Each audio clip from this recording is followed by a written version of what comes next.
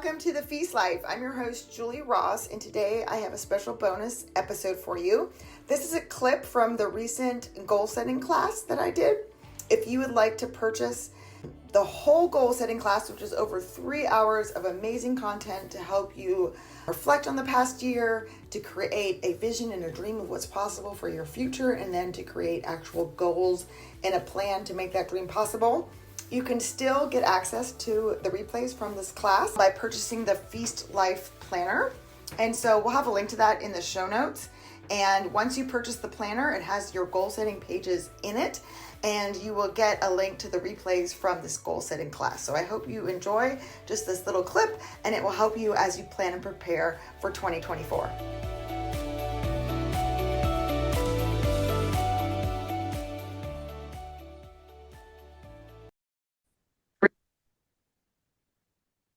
Imagine what your life could be like 5 years from now, 10 years from now. What would you be doing? What would you see? What would you want to experience? What do you want to feel? What kind of person do you want to be? And just write everything down that comes into your head.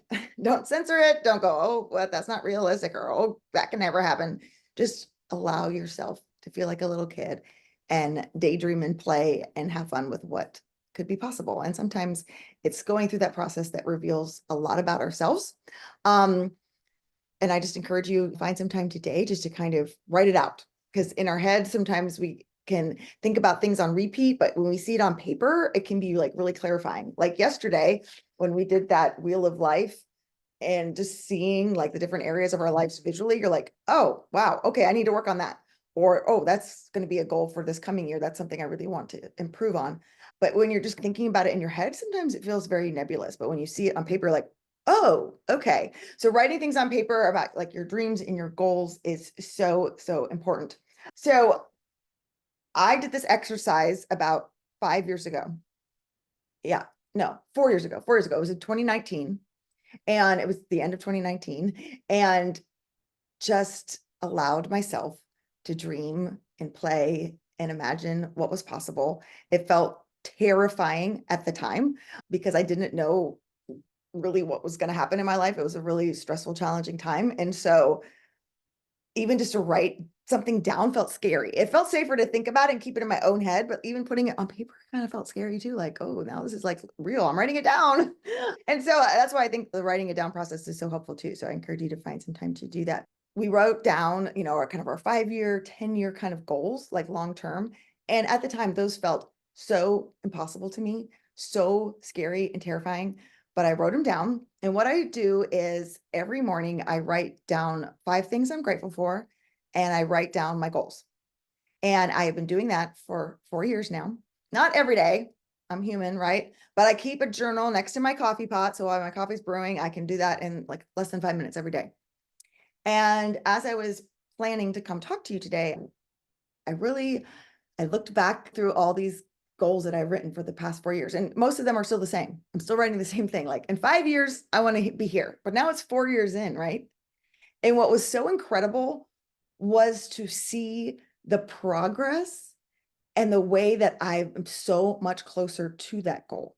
Have all of them been achieved? Actually, some of them have. Some of them, it was like, okay, this is my 5-year goal. It's only been 4 years. Oh, wait, I've actually already achieved that. Now I need to think of something else. And what seemed so impossible and just like wild 4 years ago, because I wrote it down every day, it makes it less scary for our brains. So remember I told you yesterday, our brains like to keep us safe. They don't like change. And so when our brains start to think about the future, it's very uncertain. It doesn't feel safe. It feels scary. So that causes us to kind of shut down, go, nope, we're not going there. Think of all the reasons why that never could happen and what's logical and what's not, and get all serious about it, because our brains want to keep us safe, which is a great thing. We need to condition our brains that this future that we want is okay. That we're going to still be safe. So writing down those goals and that vision every day really helps with that, because you're seeing it every day on paper. And it's like, oh, writing a book. 5 years ago, that felt terrifying for me to write down that I want to write a book. But I write it down every day. And so now that doesn't seem so scary or terrifying. Actually, that seems like that could really happen this year. I actually got asked to write a chapter in a book with some other amazing, like, homeschool mentors that I had when I first started, like people that I'm like, this is like who I want to become. I love this lady. And I'm getting to write a chapter in a book, and she's writing a chapter 2. And I was just like, what? This is amazing. And so that's just one step closer. So sometimes I think we think, I have to, here's the goal, here's the thing I want. And we don't realize that it's those smaller little steps and those smaller little achievements that if that goal doesn't even happen, right? And if all I ever do is write this one chapter in this book, I'm blown away that that was even possible in my life. And so it's okay to kind of dream big. You're going to start with small little steps. Okay. You're not going from here to 100 tomorrow. You're going to take little tiny actions that are going to move you in whatever that direction is, but you have to know what direction you're going in. So that's why these dreams and these visions are so important. You really, for you to find out what you actually care about. What are things that you actually value? What is that God-given dream and desire that is in your heart and that's unique to you?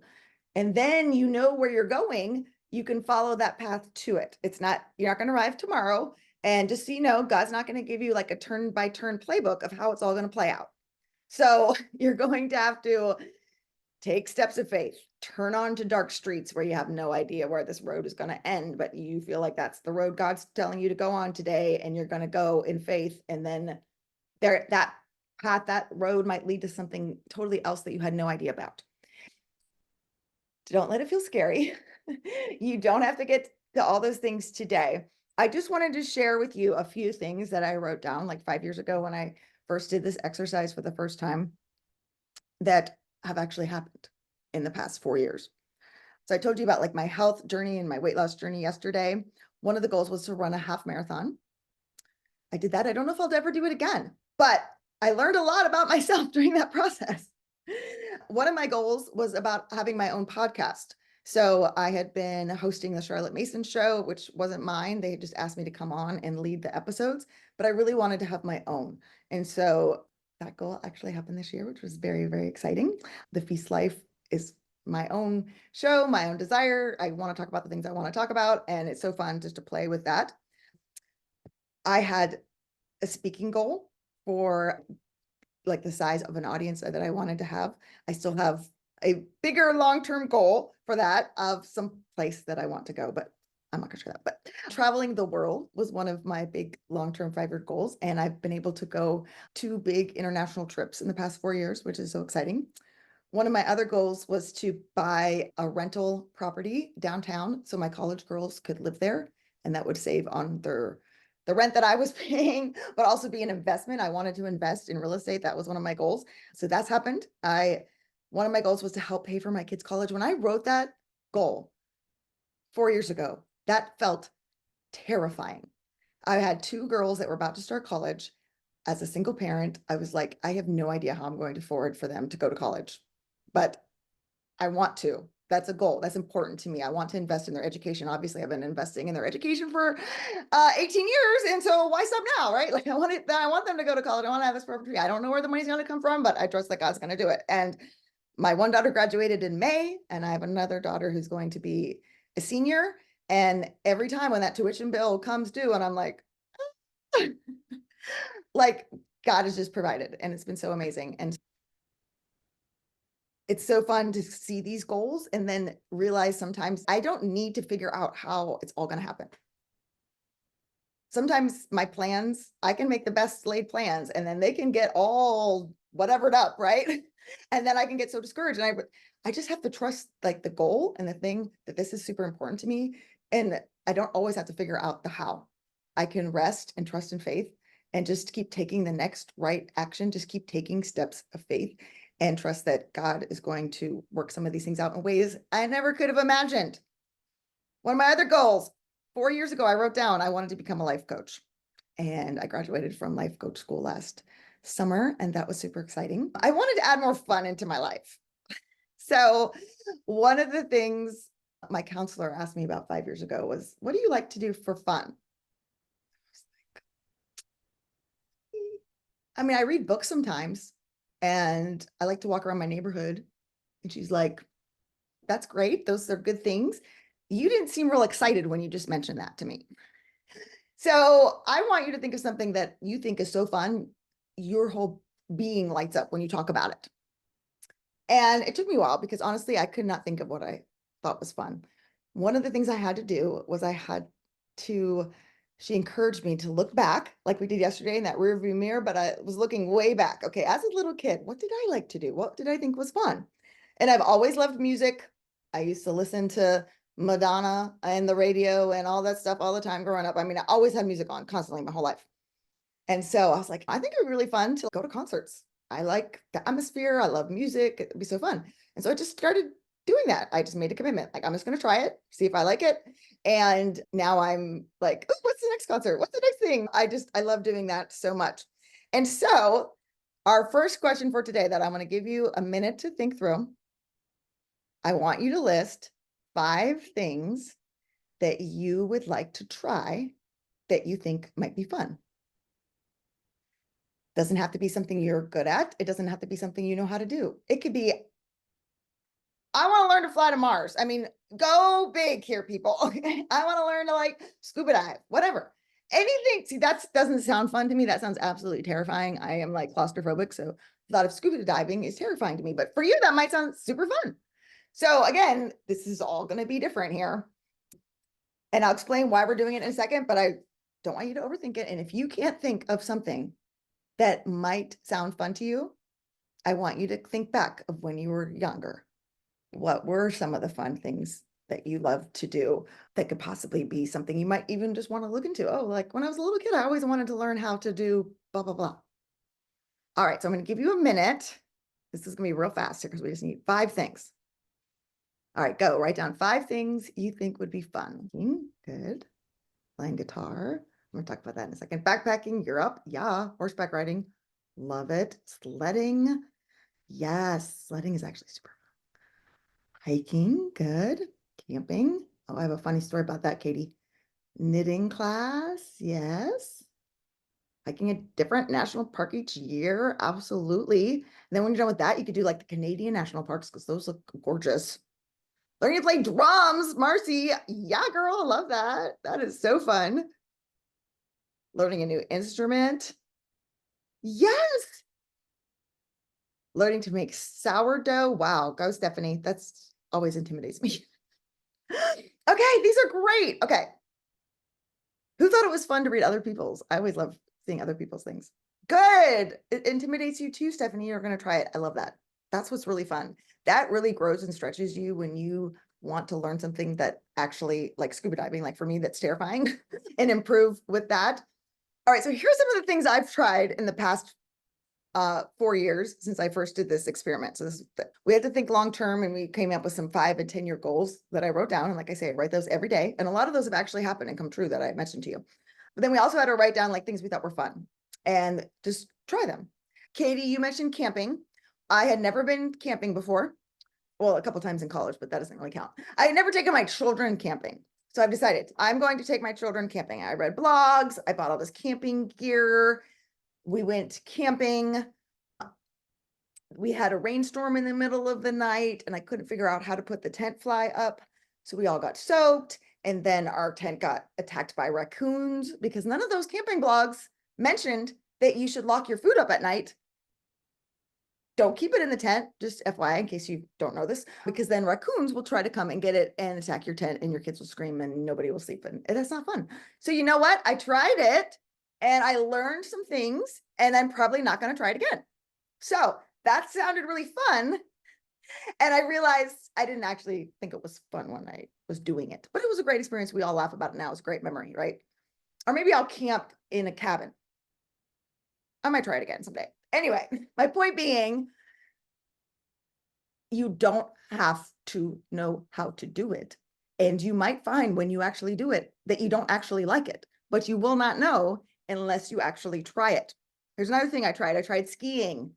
That was really not the best move. I went up in Vermont. It was icy. Learning how to ski at 45 was very challenging and injured myself. And then I tried it again the next year because I'm like, it's not going to stop me. I'm going to keep trying. And I got hurt again. And you know what? That actually wasn't that fun, getting hurt multiple times. So I am not going to go skiing anymore. But you know what happened? I took my kids with me the second time, and they had never been skiing before. And I invested in ski school for them for Christmas. They love it. They are fantastic. They took off after 4 hours of ski school and they're doing like black diamonds. It was crazy. So we're going like 2 weeks. I'm taking them skiing again, and I'm going to sit in the little lodge thingy and read a book and have a cup of cocoa. And I'm going to have a great time because that is super fun. And they're going to have fun. I would have never given my kids that opportunity if I hadn't tried it for myself and realized, okay, well, this is how it works. This is how you have to rent the skis. This is how this all process works. Like, me trying it enabled them to have a really great experience and memory. So part of trying new things, trying things that you think might be fun, is it's also going to bless the other people in your life as well. I wanted to learn French this past year. So I had taken French in high school. One of my this would be so fun, is to go to Paris for Christmas. So that's been on my list for these 4 years. That's a goal. I want that to happen. And I'm like, well, I need to get better at my French before I decide to go to Paris. So I actually signed up for a high school homeschool French class.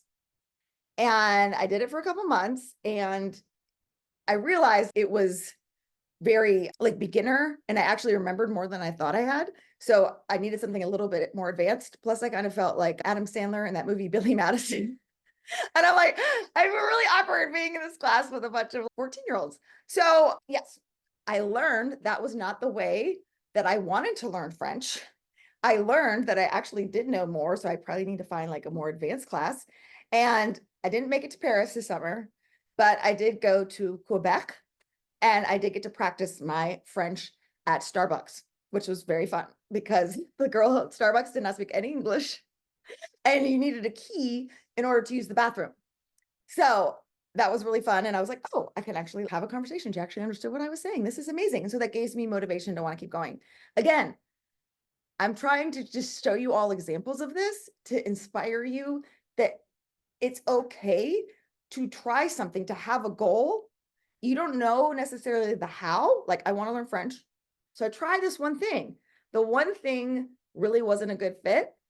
So it's okay to try something else because you still have that goal. How you get to that goal is just by trial and error, like we talked about yesterday. That's how we all learn. Okay, that didn't work. What's next?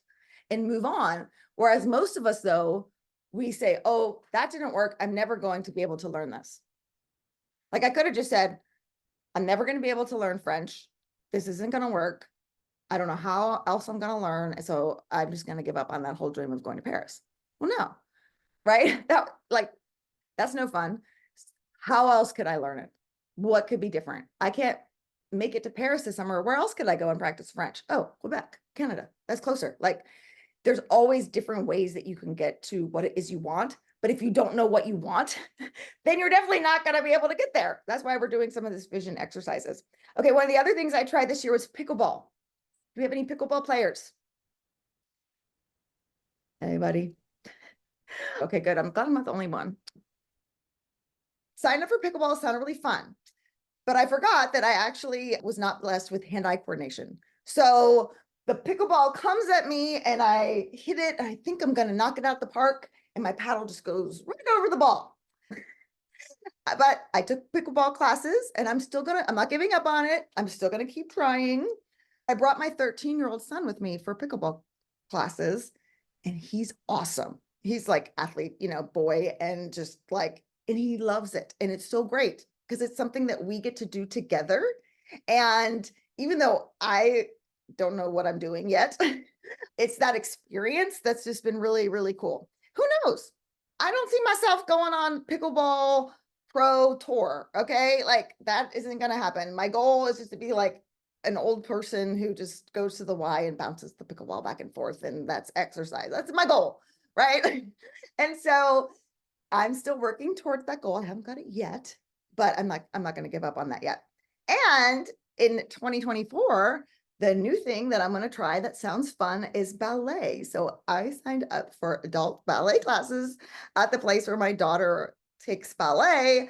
And I danced for like 15 years. I did ballet for 15 years growing up, and I loved it growing up, obviously. And so I'm like, oh, I want to go back.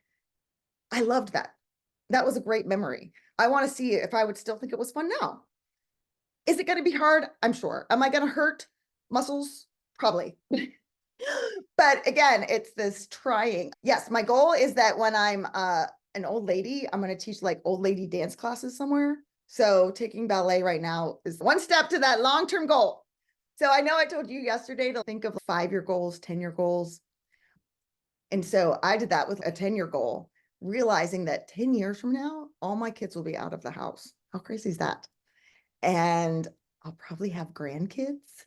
So think about some of that vision and that goals and the things that you want in the future, and just allow yourself to be like a kid again. Oh my goodness, this would be so fun if we got to do da da da da da. And dream about what is possible. And it's been so cool to see some of those things that just felt like a daydream actually happening in my real life.